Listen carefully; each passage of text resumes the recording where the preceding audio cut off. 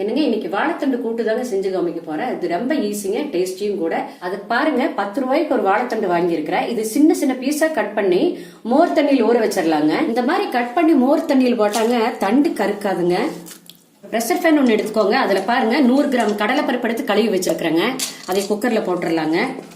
வாழைத்தண்டை cut பண்ணி மோர் தண்ணியில போட்டிருந்தேங்க, அதையும் இதோட சேர்த்திடலாங்க.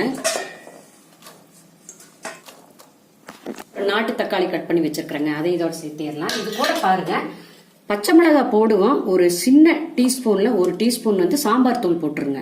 கொஞ்சமா மஞ்சத்தூளுங்க போட்டுட்டு இது கூட பாருங்க 1 டீஸ்பூன் ஆகிற மாதிரி நல்லெண்ணெய் விட்டுருங்க. தண்ணி வந்துங்க 1/4 லிட்டர் ஆகிற மாதிரி ஊத்திடுங்க.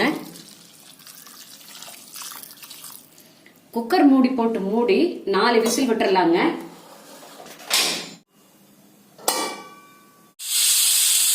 ஒரு மிக்சி எடுத்துக்கோங்க. அதுல பாருங்க சின்ன பீஸா ஒரு இஞ்சி, சாம்பார் தூள் போட்டிருக்கிறேங்க, 2 பச்சை மிளகாங்க, 4 டேபிள் ஸ்பூன் ஆகிற மாதிரி தேங்காய் துருவலுங்க, கொஞ்சமா சீரகங்க,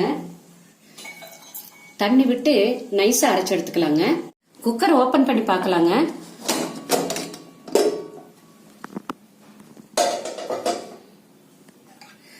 பாருங்க கடலைப்பருப்பு தண்டெல்லாம் பாருங்க நல்லா வெந்துருச்சு. இப்ப நம்ம அடுத்தது என்ன செய்யறோம்னா தாளிச்சு விட்டுறலாங்க. ஒரு வடக்கடலை 2 டேபிள் ஸ்பூன் ஆகிற மாதிரி தேங்காய் எண்ணெய் ஊத்திக்கலாங்க. இந்த கூட்டெல்லாம் பாருங்க தேங்காய் எண்ணெயில தாளிச்சாதாங்க நல்லா இருக்கும்.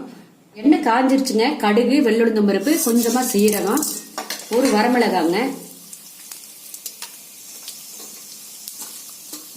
கடுகெல்லாம் பாருங்க நல்லா பொரிஞ்சிருச்சு. சின்ன வெங்காயம் கொஞ்சமா கட் பண்ணி வச்சிருக்கேங்க, அதையும் சேர்த்திடலாங்க. கருவேப்பிலை ஒரு இருக்குங்க. இது எல்லாம் சேர்த்து நல்லா பொன்னிறமா வதக்கி விடுங்க. பாருங்க நல்ல வெங்காயம் இதெல்லாம் பொன்னிறம் ஆயிடுச்சுங்க. வேக வச்சு வச்சுக்கிற கடலைப்பருப்பும் வாழைத்தண்டு இதோட சேர்த்திடலாங்க. மிக்சியில் அரைச்சோம் இல்லைங்களா, அந்த மசாலாவை இதோட சேர்த்திடலாங்க. சேர்த்திட்டு பாருங்க கொஞ்சமா தண்ணி விட்டுறலாங்க. ஃபிஷ்ஷுக்கு தேவையான உப்பு சேர்த்திக்கலாங்க, கல் உப்புங்க. நல்லா கலக்கி விட்டுருங்க. கலக்கி உப்பு அளவா இருக்கான்னு டேஸ்ட் பண்ணி பார்த்துக்கோங்க. தண்ணி எல்லாம் ஒண்ணுமே வேண்டாங்க. மூடி போட்டு மூடிங்க. ஒரு 5 நிமிஷம் அப்படியே வேக விட்டுருங்க. அதான் அந்த பச்சை வாசம் எல்லாம் போகுங்க. 5 நிமிஷம் ஆச்சுங்க. கூட்டும் பாருங்க கெட்டி ஆயிடுச்சு பாருங்க. காயெல்லாம் நல்லா கரெக்டான பதத்துல வெந்திருக்குது. சூப்பரா இருக்குதுங்க வாசனை. இந்த தேங்காய் எண்ணெய் வாசனையோட அந்த சீரகம் அந்த இதெல்லாம் நல்ல வாசனையா இருக்குதுங்க. இவ்வளவுதாங்க. பாருங்க இந்த கூட்டோட ஒரு ரசம் வச்சு செஞ்சு சாப்பிட்டீங்கன்னா வயிறு நிறைய சாப்பிடலாங்க.